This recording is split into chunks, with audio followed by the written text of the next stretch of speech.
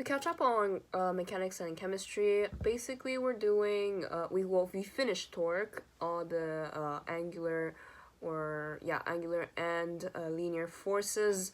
We're doing work, which is I should say completely different stuff. Work is basically how much energy or force times force dot distance. It's a dot product where we go like F dot distance cosine of theta, so the cosine between the angles when we put the force vectors or force and distance with the vectors together, which is the opposite, well not opposite but sine of theta instead in the torque, which is a cross product instead of a dot product.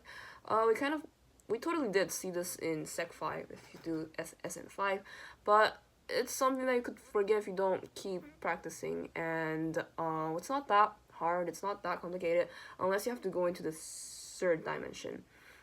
So in two dimensions, basically fx ry plus fx ry plus fy rx, that's the cross product we kind of cross.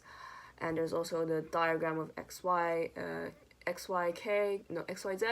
and then xy again, and you place your r's and your f vectors, distance and force vectors.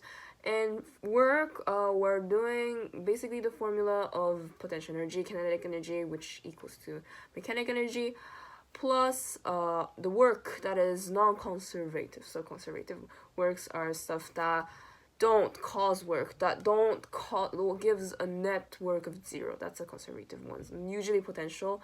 There are some potential that change because elastic potential energies change, but we're talking about the kinetic delta K in terms of total work. So the work of the entire system is a delta K, which is final kinetic energy minus initial kinetic energy.